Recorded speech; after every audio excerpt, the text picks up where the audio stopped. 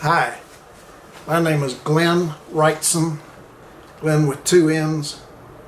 I'm running for mayor of Atlanta for the term 2022 through 2025. The election is November the 2nd. I'm asking for your vote. I'm running for mayor because I think we've pulled from this bubble pool of candidates for long enough that have been in the system and the same pool, and I think we need somebody new. And I think I've got some good ideas, and I would try and benefit the citizens. There's been some talk about how we probably ought to have two mayors, one for the developers and one for the citizens, and I would be the mayor for the citizens. That's where I would come in. I want to say first, I think Mayor Bottoms has done a pretty fair job. She's had a tough go of it. The computers were hacked when she first started. Then we had the killings of George Floyd and Rayshard Brooks. That's a tragedy. Then the uprising. Then the pandemic, which we're still under. We're still faced with that. And if you've not been vaccinated, get the vaccination.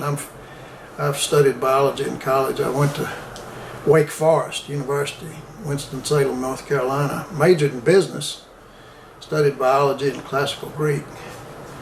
And I remember when polio vaccine came out, and people wanted to get the polio vaccine because we'd see the fellows on the crutches there, and we didn't want that. But this COVID, it's invisible, but you're not invincible. I know a fella whose wife was in intensive care for 3 months. The medical bill is $700,000, and you know who pays that? We all pay that. So get vaccinated if you haven't done it, and get your booster if you have. It's a smart thing to do. And then we can get over this. We can get this behind us. We ought to get this over with. One reason I'm running for mayor is I'd like to cut out the unnecessary spending at City Hall. I don't think we need to have any fancy banquets. And we don't need to have people on the payroll that are not giving us a full 8 hours worth of work. So I'd hope to trim the budget. But we want people to work if they're going to draw a paycheck. And not have any spending where it's not necessary. We don't need fancy mayor vehicles and that type of thing. It's just not part of city government. It shouldn't be. In the last election, 2017, the big issue was transportation, traffic. How do you fix the traffic issue? That's subsided now with remote working because of COVID. And the big issue now is we hear about is crime and affordable housing. And both are serious issues and won't be remedied right away. But I do think we should have more police officers. We've got some choices. One is people not break the law. The other is do away with the laws. But if we're going to have laws and people are going to break them, then we need to have police officers. And we need more police officers. I've heard some say 750 with shift change and vacation, that'd put maybe 200, 250 on the streets, which we need, I think. We need the police to be proactive instead of reactive. And I'd reopen the city jail. Fulton County Detention Center is overcrowded. They're citizens too. And then I would try and have the city jail be where lower offenses, criminal, would transition out and hopefully not return to their ways, to their old ways. But I'd reopen the city jail, and I'd hire more police officers, and I'd ask them to be proactive.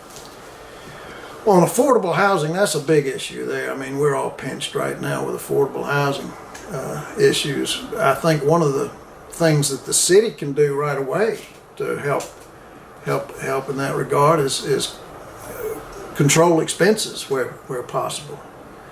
You know, if the city spends $1, that dollar is billed out as taxes, and it takes away from being able to pay a mortgage and being able to pay rent. Higher property taxes gets passed through to the tenant and to the homeowner.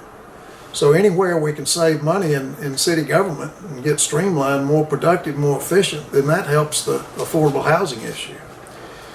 Affordable housing now is a big challenge because material costs are up. And some of the materials now are going to get absorbed into the hurricane areas, Louisiana, Mississippi, and the Northeast, and then you got the fires in California. Costs are going up, you know, and the insurance, health insurance is going to go up, property insurance is going to go up, materials cost more, so it costs more to replace a home or structure. Food prices we know have gone up. There's a drought now, massive drought. I mean, the tomatoes from Mexico are going up as we speak. So we've got to tighten up at City Hall, I think, for starters. That would be one of the biggest things to help make affordable housing. And then the other thing, the other big, longer range is to not give away these tax credits to developers, where we say, okay, you bring your business or you develop this land and we won't charge any tax, any property tax. You know, right now we've got churches and roads and universities and government buildings. We've got state government buildings. We've got parks. There's no, you know, there's no tax revenue coming from those. So we have to support that. And the commercial, we think, is underassessed. So to the extent commercial is underassessed, it shifts over to the residential. But if the city cannot spend money it doesn't need to, that's a start. And then if we don't give the tax giveaways to the developers, that's a bigger issue long range. You know, we've got this gulch coming on. That's a big tax advantage for those developers. And I'm concerned that that may not support itself, and we'll be faced with the proposed prospects of saying, okay, in order for it to pay, now we have to bring in casinos. I'm against casinos in the state of Georgia. We don't need, we got enough poor people, and we don't need casinos. But there's some remedies to these problems, but we have to be smart. We have to do the smart thing and get out of this bubble, the way we've been operating. You know, we've had programs in the past where we're supposed to benefit this group of people, and then at the end of the 2 years out in the program, the money's gone, and only a handful of people got benefit, received benefit. And we don't, oh, well, what happened to the money? That's a problem. That's a big problem. And I'm against that. And I think somebody could better monitor, and that would be me. I mentioned going to Wake Forest and majoring in business, and after I finished school, I took a job with a consulting firm, and the work I did was to consult with municipal systems on their budgets and how they allocated money to the various departments and how the intergovernmental funds were transferred and how reserves were required for bonds and pensions. I know about that stuff. That's what I did in my career. I'm familiar with it. And I think we need somebody like that in the mayor's office, and I'm good at it. I've done it for a long time. Back to traffic and transportation. Traffic is not as bad now as it was because of the remote, you know, the pandemic and the working remotely. So that's eased the traffic some, but we're still faced with it. I mean, it's still horrendous. It's horrible, you know.